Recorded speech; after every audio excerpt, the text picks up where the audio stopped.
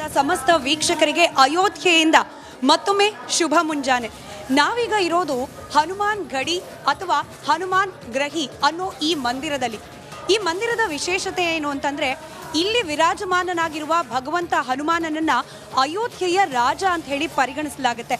ಪುರಾಣದ ಪ್ರಕಾರ ನಾವು ಗಮನಿಸೋದೇ ಆದರೆ, ಯಾವಾಗ ಲಂಕೆಗೆ ಹೋಗಿ ರಾವಣನ ವಿರುದ್ಧವಾದ ಯುದ್ಧವನ್ನ ಶ್ರೀರಾಮಚಂದ್ರ ಭಗವಾನ್ ಗೆದ್ದು ಬರ್ತಾನೆ, ಆಗ ಪರಿವಾರ ಸಮೇತನಾಗಿ ಅಂದರೆ ಸೀತಾಮಾತೆ ಹನುಮನ ಜೊತೆಯಲ್ಲಿ ಅಯೋಧ್ಯೆಗೆ ಬಂದು ಶ್ರೀರಾಮಚಂದ್ರ ಮೊದಲು ಇಳಿದದ್ದು ಇದೇ ಜಾಗದಲ್ಲಿ ಅನ್ನೋ ಇತಿಹಾಸ ಇದೆ. ರಾಮನ ಅವತಾರ ಮುಗಿದ ನಂತರದಲ್ಲಿ ಸರಯೂ ನದಿಯಲ್ಲಿ ಶ್ರೀರಾಮಚಂದ್ರ ಅಸ್ತಂಗತನಾದ ನಂತರದಲ್ಲಿ ಇಡೀ ಅಯೋಧ್ಯೆಯ ಜವಾಬ್ದಾರಿಯನ್ನ ಇಲ್ಲಿ ನೀವೇನು ದೃಶ್ಯದಲ್ಲಿ ಗಮನಿಸ್ತಾ ಇದ್ದೀರಿ, ಇದೇ ಹನುಮಂತ ಭಗವಾನನಿಗೆ ಈ ಅಯೋಧ್ಯೆಯ ರಾಜನನ್ನಾಗಿ ಈ ಅಯೋಧ್ಯೆಯನ್ನ ರಕ್ಷಣೆ ಮಾಡುವ ಜವಾಬ್ದಾರಿಯನ್ನ ಶ್ರೀರಾಮಚಂದ್ರ ನೀಡಿ ಹೋದ ಅನ್ನೋದು ಈ ಮಂದಿರದ ಇತಿಹಾಸ. ಇದೇ ಕಾರಣಕ್ಕೋಸ್ಕರ ಈ ಮಂದಿರದಲ್ಲಿ ಪ್ರತಿನಿತ್ಯ ನೀವೇನು ಗಮನಿಸ್ತಾ ಇದ್ರಿ, ಆ ಬೆಳ್ಳಿಯ ಒಂದು ಸಿಂಹಾಸನ ಮಾದರಿಯ ಆಕೃತಿ, ಆ ಸಿಂಹಾಸನವನ್ನು ಬೆಳಗ್ಗೆ 4 ಗಂಟೆಗೆ ಈ ಮಂದಿರದ ಒಳಗಡೆ ಇಡಲಾಗತ್ತೆ. ಆ ಬೆಳ್ಳಿಯ ಸಿಂಹಾಸನದ ಮೇಲೆ ಹನುಮಂತನನ್ನ ವಿರಾಜಮಾನನಾಗಿಸಿ ಪೂಜೆ ಪುನಸ್ಕಾರಗಳನ್ನು ನೆರವೇರಿಸಲಾಗುತ್ತೆ. ಈ ದೇವಸ್ಥಾನದ ಮತ್ತೊಂದು ವಿಶೇಷತೆ ಅಂತಂದ್ರೆ, ಇಲ್ಲಿ ಬಾಲ ಹನುಮನ ಸ್ವರೂಪದಲ್ಲಿ ಕೂಡ ಹನುಮಂತ ಕಾಣಲಿಕ್ಕೆ ಸಿಗ್ತಾನೆ. ದೇವಿ ಅಂಜನಾದ್ರಿಯ ಮಡಿಲಲ್ಲಿರುವ ಬಾಲ ಹನುಮನ ಸ್ವರೂಪದಲ್ಲಿ ಇಲ್ಲಿನ ಮೂರ್ತಿ ಇದೆ. ಇದರ ಜೊತೆಗೆ ಬೆಳ್ಳಿಯ ಒಂದು ಮಾಲೆಯನ್ನ ಕಮಲದ ಹೂವಿನ ದಳದ ಆಕಾರದಲ್ಲಿ ಹನುಮಂತನಿಗೆ ತೊಡಸಲಾಗಿದೆ. ಅದರ ಮೇಲೆ ಶ್ರೀರಾಮ ಅಂತ ಹೇಳಿ ಕೆತ್ತನೆ ಮಾಡಲಾಗಿದೆ. ಹೇಳಿ ಕೇಳಿ ರಾಮ ಹನುಮನ ಹೃದಯ ನಿವಾಸಿ, ಹೀಗಾಗೇನೆ ಅದನ್ನ ಸಾಂಕೇತಿಕವಾಗಿ ಕಮಲದ ಹೂವಿನ ದಳದ ಮೇಲೆ ಶ್ರೀರಾಮಚಂದ್ರನ ಒಂದು ಹೆಸರನ್ನ ಕೆತ್ತನೆ ಮಾಡಿ ಹನುಮಂತನಿಗೆ ತೊಡಸಲಾಗಿದೆ. ಇದು ಈ ಒಂದು ದೇವಸ್ಥಾನದ ವಿಶೇಷತೆ.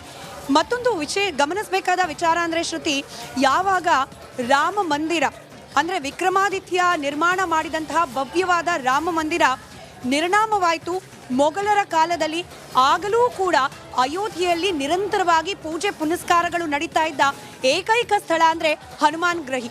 ಇಲ್ಲೇನೆ ಪ್ರತಿನಿತ್ಯ ಪೂಜೆ ಪುನಸ್ಕಾರಗಳಾಗ್ತಾ ಇತ್ತು. ಅದಾದ ನಂತರದಲ್ಲಿ ರಾಮನನ್ನ ವಿಗ್ರಹ, ಏನು ಮೂಲ ವಿಗ್ರಹ ಇದೆ, ಅದನ್ನು ಈ ಮಂದಿರದ ಸ್ವಲ್ಪನೇ ಪಕ್ಕದಲ್ಲಿ ಅಂದರೆ ಅತ್ಯಂತ ಸಮೀಪದಲ್ಲಿ ಇರಿಸಿ ಅಲ್ಲೊಂದು ಪುಟ್ಟ ಮಂದಿರವನ್ನು ಕಟ್ಟಿ ಅಲ್ಲಿ ಪೂಜಾ ಕಾರ್ಯಗಳನ್ನು ನೆರವೇರಿಸಲಾಗ್ತಾ ಇತ್ತು. ಈ ಮಂದಿರದ ಮೇಲೂ ಕೂಡ ಅನೇಕ ದಾಳಿಗಳು ಆಗೋದನ್ನು ತಪ್ಪಿಸಲಿಕ್ಕೆ ಇಲ್ಲಿದ್ದ ರಾಜರುಗಳು ಸಾಕಷ್ಟು ಶ್ರಮ ವಹಿಸಿದ್ದಾರೆ ಅನ್ನೋದನ್ನು ಹೇಳುತ್ತೆ ಇಲ್ಲಿನ ಇತಿಹಾಸ. ಜೊತೆಗೆ ಮತ್ತೊಂದು ವಿಶೇಷತೆ ಅಂತಂದರೆ, ಈ ದೇವಸ್ಥಾನವನ್ನು ಪುನರ್ ನಿರ್ಮಾಣ ಮಾಡಿದ್ದು ಹಾಗೆ ಪುನರುಜ್ಜೀವನ ಮಾಡಿದ್ದು ಒಬ್ಬ ಮುಸ್ಲಿಂ ದೊರೆ ಸಿರಾಜುದ್ದೀನ್ ಅನ್ನೋ ಇತಿಹಾಸ ಕೂಡ ಇದೆ.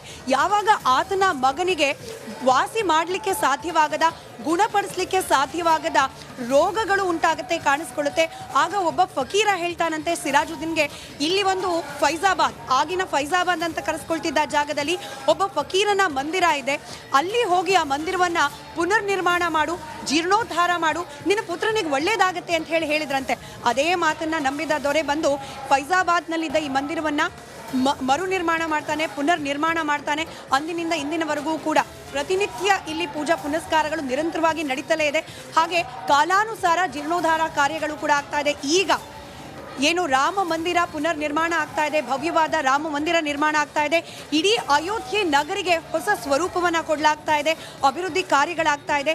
ಈ ದೇವಸ್ಥಾನದಲ್ಲೂ ಕೂಡ ಅನೇಕ ಅಭಿವೃದ್ಧಿ ಕಾರ್ಯಗಳನ್ನು ಹಮ್ಮಿಕೊಳ್ಳಲಾಗಿದೆ. ಈ ದೇವಸ್ಥಾನವನ್ನು ಮತ್ತಷ್ಟು ಸುಂದರಗೊಳಿಸುವ ಹಾಗೆ ಮತ್ತಷ್ಟು ಭಕ್ತಾದಿಗಳಿಗೆ ಆಕರ್ಷಣೀಯವಾಗಿಸುವ ಹಾಗೆ ಭಕ್ತಿ ಕೇಂದ್ರವಾಗಿಸುವ ಪ್ರಯತ್ನಗಳನ್ನು ಮಾಡಲಾಗ್ತಾ ಇದೆ.